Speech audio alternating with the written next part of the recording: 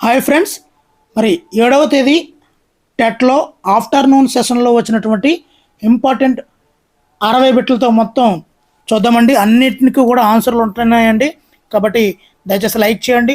మరి టాపిక్లోకి వెళ్ళిపోదాము. తల్లిదండ్రులు సంధి. ఇక్కడ గసడదవాదే సంధి వచ్చిందండి. తల్లి ప్లస్ తండ్రి, తల్లి దండ్రి. ఇక్కడ త అనే అక్షరం బదులుగా ద అని వచ్చింది కాబట్టి గసడదవలు వచ్చాయి కాబట్టి గసడదవా దేశందండి. శేఖర్ రేపు ఊరు వెళ్తున్నాడు. ఇది భవిష్యత్ కాలం అండి. ఒక లైన్ ఇచ్చాడు, అందులో అనునాసికాలు గుర్తించమన్నాడు అండి. అనునాసికాలు అంటే మనకు తెలుసు, జ్ఞ ఇజ్ఞ నా నా మ. అదేవిధంగా పద్యంలో ఒక లైను పాదం ఇచ్చి ఛందస్సు అడిగాడండి, అది చంపకమాలకు చెందిందండి. అదేవిధంగా బావిలోకి తొంగి చూస్తే పాతాళం కనిపిస్తుంది, ఇది అతిశయోక్తి అలంకారం అండి.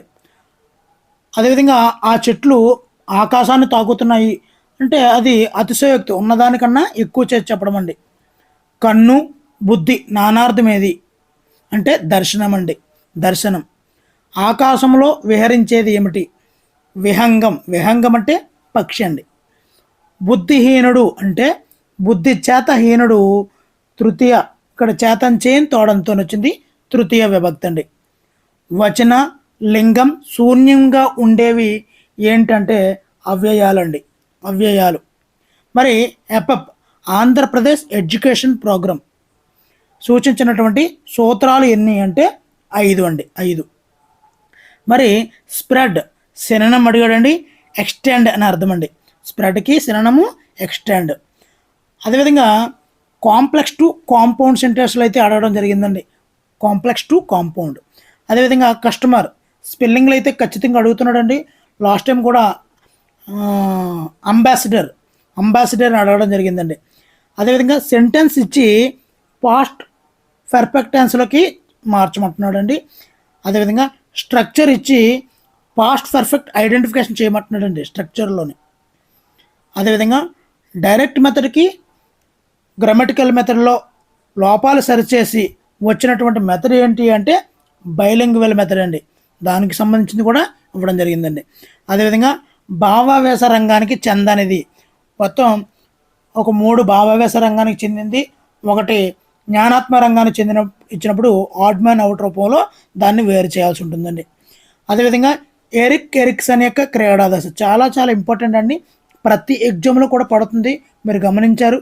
మరి ఇక్కడ ఈ క్రీడాదశలో ఉన్నటువంటి క్లిష్ట పరిస్థితి ఏంటి అని అడిగాడండి. చొరవ అపరాధ భావం అండి. నెక్స్ట్ ఆంధ్ర కాశ్మీర్ అనేది ఏంటంటారు అంటే లంబసింగి. వత్స రాజధాని ఏది అంటే కౌశాంబి. వత్స రాజధాని కౌశాంబి.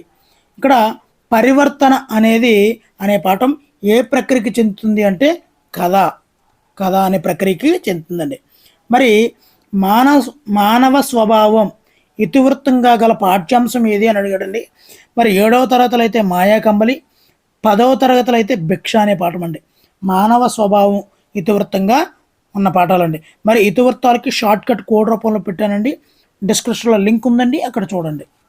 అదేవిధంగా చిలుకూరు దేవపుత్ర ఏ నవలకు అమెరికన్ తెలుగు అసోసియేషన్ వారు బహుమతి ఇచ్చారు అంటే పంచమం అనే నవలకు గాను ఈ యొక్క చిలుకూరు దేవపుత్రకి అమెరికన్ తెలుగు అసోసియేషన్ బహుమతి ఇచ్చిందండి. ఇది 6వ తరగతిలో మమకారం అనే పాఠం అండి. మరి రుద్రమదేవి కాలాలండి, చాలా చాలా ఇంపార్టెంట్. కాకతీయుల యొక్క కాలాలు 1262 నుండి 1289 అండి. అదేవిధంగా WC బాగ్లే ఏ వికాసంపై పరిశోధన చేశారు అంటే పాఠశాల పరిసరాల వాతావరణం మీద ఈ WC బాగ్లే గారు పరిశోధన చేశారు. విబ్జిఆర్ అంటే అని గుర్తుంచుకోవడం కొండ గుర్తులండి, దీన్నే మనకి మరొక పేరు నిమోనిక్స్ అని కూడా అంటామండి. అదేవిధంగా లైకెన్స్ యొక్క పోషణ విధానం ఏమిటి అంటే సహజీవన విధానం అండి, సహజీవన విధానం. మరి ఇక్కడ ఆల్ఫాబెటికల్ ఆర్డర్ ఇవ్వడం జరిగిందండి. మరి కొన్ని వర్డ్స్ ఇచ్చే ఆల్ఫాబెటికల్ ఆర్డర్లో గత టెట్ మొన్న ఎగ్జామ్లో కూడా ఇవ్వడం జరిగింది, కాబట్టి ఒకసారి మనం చూసుకుంటే సరిపోతుందండి. టర్న్ డౌన్ ప్రేజియల్ వర్బ్, ఇది కూడా చాలా ఇంపార్టెంట్ అండి. అదేవిధంగా నౌన్ క్లాజ్ ఇచ్చాడు, నౌన్ క్లాజ్ ఇచ్చాడు. అదేవిధంగా ఇండైరెక్ట్ స్పీచ్లో ఉన్నటువంటి సెంటెన్స్ని డైరెక్ట్ స్పీచ్లో కన్వర్ట్ చేయమంటున్నాడండి. ఇక్కడ యూరోక్రైమ్ యూరోక్రోమ్ ఏ అవయవం విడుదల చేస్తుంది? యూరో అంటే యూరిన్ అంటే మూత్రపిండము, యూరోక్రోమ్ అంటే యూరిన్, యూరోక్రోమ్. సో అది మూత్రపిండం అండి. పవన శక్తిని ఉపయోగించి మొదట బస్ షెల్టర్ని తయారు చేసినటువంటి దేశం ఏది అంటే స్కాట్లాండ్ అండి, స్కాట్లాండ్. ఇక్కడ ఇన్పుట్ పరికరం అడిగాడండి, మరి ఏమి ఇచ్చాడో ఆప్షన్ తెలీదు, అందువల్ల మొత్తం అన్ని ఇవ్వడం జరిగింది. మ్యాగ్నెటిక్ డ్రమ్ములు ఇన్పుట్ పరికరం అండి. వెబ్ కెమెరా కూడా ఇన్పుట్ పరికరము. పంచ్ పవర్ టేప్స్ ఇవి కూడా ఇన్పుట్ పరికరాలు అండి. పంచ్ కార్డ్స్ ఇవి కూడా ఇన్పుట్ పరికరాలే. జాయిస్టిక్లు అండి. అదేవిధంగా light pen, OMR, MICR, OCR, microphone ఇవన్నీ కూడా ఇన్పుట్ పరికరాలండి. కొద్దిగా మ్యాగ్నెటిక్ డ్రమ్ములు అంటే అది ఏ పరికరం అంటే కొద్దిగా కన్ఫ్యూజ్ పడతాం, కానీ అది ఇన్పుట్ పరికరం అండి. ఇప్పుడు లిప్పులో భాగంగా లెర్నింగ్ ఇంప్రూవ్మెంట్ ప్రోగ్రాంలో భాగంగా సాల్ట్లో భాగంగా అన్నీ జరుగుతున్నాయండి. ఇప్పుడు ఎఫ్ఎల్ఎన్ అండి, ఎఫ్ఎల్ఎన్ కూడా చాలా ఇంపార్టెంట్ అండి. ఫౌండేషనల్ లిటరసీ అండ్ న్యూమరసీ, పునాది అక్షరాస్యత అభ్యసనం. సో సాల్ట్ అంటే సపోర్టింగ్ ఆంధ్రాస్ లెర్నింగ్ ట్రాన్స్ఫర్మేషన్. అదేవిధంగా ఆర్టీఈ ఆమోదించిన సంవత్సరం 2009 అయితే అమలు చేసింది ఏప్రిల్ 1, 2010. నెక్స్ట్ ఎన్ఈపి 2020 యొక్క పాఠశాల దశ అనేది ఏ సంవత్సరం నుండి ఏ సంవత్సరం వరకు ఉంటుందంటే 3వ సంవత్సరం నుండి 18వ సంవత్సరం వరకు ఉంటుందండి. ఈ ఎన్ఈపి 2020 నుంచి ఖచ్చితంగా చాలా చాలా ఇంపార్టెంట్ బిట్లు వస్తాయి, ఒకసారి చూసుకోండి. అదేవిధంగా గిల్ఫర్డ్ ప్రజ్ఞా స్వరూప నమూనాలో ప్రచాలకాలలో కానిది ఏమిటి అని అడిగిచ్చాడండి. ఇక్కడ సంబంధాలు, సంజ్ఞానం, విభిన్న ఆలోచనలు, మూల్యాంకనం ఇవి ఇవ్వడం జరిగింది. ఈ యొక్క కానిదైతే సంబంధాలండి. ఈ సంజ్ఞానం, విభిన్న ఆలోచనలు, మూల్యాంకనం ఈ మూడు కూడా ఈ యొక్క గిల్ఫర్డ్ ప్రజ్ఞా స్వరూప సిద్ధాంతంలో ఉంటాయండి, కానీ సంబంధాలు అనేది ఉండదు. ఇక్కడ పొట్టన పెట్టుకోవడం అనేది ఒక జాతీయం అండి, జాతీయం. అదేవిధంగా 10th హిందీ నేర్చుకున్నటువంటి అబ్బాయి ఇంటర్లో సంస్కృతం నేర్చుకునేటప్పుడు హిందీ అడ్డుపడుతుంది అంటే గత అభ్యసనము నూతన అభ్యసనాన్ని అడ్డుపడుతుంది అంటే ఇక్కడ పురోగమన అవరోధాన్ని తెలియజేస్తుందండి. అదేవిధంగా ఆర్టీఈ ప్రకారము 6-8 తరగతుల బోధనా గంటలు ఎంత ఉండాలి అంటే ఒక ఇయర్కి 1000 అవర్స్, 1000 గంటలు అనేవి బోధనా గంటలు అనేవి ఉండాలండి. అదేవిధంగా 42వది మరి క్రమ పంచభుజి యొక్క ఒక్కొక్క బాహ్యకోణం ఎలా ఉండాలి అంటే పంచభుజి అంటే 5 ఉంటాయి కదండి, 8, 8.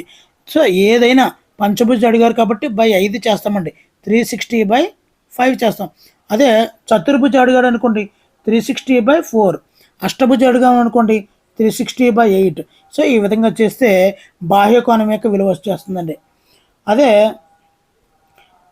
ఇప్పుడు త్రిభుజం ఇచ్చాడు కదండి, త్రిభుజంలోని అంతరాభిముఖ కోణాలు అడిగాడు అనుకోండి, లోపల కోణాలు మొత్తం అడిగాడు అనుకోండి, ఒకవేళ సూత్రం తెలియకపోయినా పర్లేదండి, ఇది 180 అని తెలుసు. అదే చతుర్భుజములు అనుకోండి, ఇలా గీసాం అనుకోండి 2 త్రిభుజాలు వస్తాయి, 2 180 అండి. సో 4 భుజాలు ఉంటే 2 180 అండి. అదే పంచభుజం ఉందనుకోండి, పంచభుజలోని సూత్రం తెలియకపోయినా పర్వాలేదండి, ఇందులో 3 త్రిభుజాలు ఉన్నాయి, చూసారండి 3 త్రిభుజాలు ఉన్నాయి కాబట్టి 3 180. అంటే 5 భుజాలు ఉన్న దానిలో 3 × 180. అదేవిధంగా ఆ విధంగా చేసుకుంటే అంతర కోణాలు వచ్చేస్తాయండి. 1 నుండి 20 సంఖ్యలలో ప్రధాన సంఖ్యలో రావడానికి గల సంభావ్యత. సో ప్రధాన సంఖ్యలు 1 నుంచి 20 లోపల మనకి 8 ఉంటాయండి, మొత్తం 20 సంఖ్యల్లో కాబట్టి 8/20 అండి. నెక్స్ట్ మరి పిల్లలు సహజ వాతావరణంలో నేర్చుకున్నట్టు వలన అనే ఒక నిర్వచనం ఇచ్చాడండి. ఆ నిర్వచనాన్ని ఇచ్చింది రవీంద్రనాథ్ ఠాగూర్ గారండి.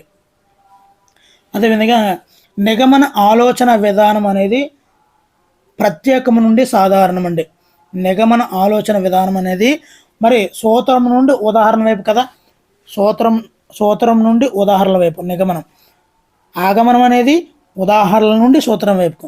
సో ఆ విధంగా చూసుకున్నట్లయితే ప్రత్యేకం నుండి సాధారణానికి. నెక్స్ట్ బోధన అయిన తర్వాత ఫలితాలు అంచనా వేయడం అనేది ఏ బోధనా చర్య? ఇక్కడ దీనికి ఆన్సర్ తెలిస్తే తప్పనిసరిగా అయితే కామెంట్ చేయండి. సమబాహు త్రిభుజముకి కర్ణాలు ఎన్ని అని అడిగాడండి. మరి ఇక్కడ ఆతిథ్యం అనే పాఠ్యాంశము భారతంలోని ఏ పర్వంలోనిది అని అడిగాడండి. మరి ఇక్కడ పరివర్తన అనే పాఠము ఏ ప్రక్రియకి చెందుతుంది అంటే కథ అనే ప్రక్రియకి చెందుతుందండి. మరి ఇక్కడ దుర్బలులు అంటే అర్థం మీకు తెలిస్తే తప్పనిసరిగా అయితే కామెంట్ చేయండి. మరి అయత్న సిద్ధ స్వాస్థ్యం మనకి ఇది బాగా తెలుసు. మరి విచక్షణ, అయత్న సిద్ధ స్వాస్థ్యం ఇవన్నీ కూడా మనకి తెలిసినవేనండి. నెక్స్ట్ అభ్యసనాన్ని ప్రభావితం చేసే కారకాలు. మరి అభ్యాసం నుండి ఎక్కువ బిట్లు వస్తున్నాయండి, కాబట్టి అక్కడ మిస్ చేయకండి. నెక్స్ట్ అండి తల్లిదండ్రులు సమాసం అడిగాడండి. సో అదే సంధి అడిగితే సంధి అయితే గసడదవాదే సంధి అండి. సమాసం అడిగితే తల్లియును తండ్రియును ద్వంద్వ సమాసం అండి. సారీ, ఇక్కడ రాంగ్ ఇవ్వడం జరిగింది, ద్వంద్వ సమాసం అండి. మరి వీడియో నచ్చితే తప్పనిసరిగా అయితే లైక్ చేయండి. Thank you for watching. Me Hari signing out.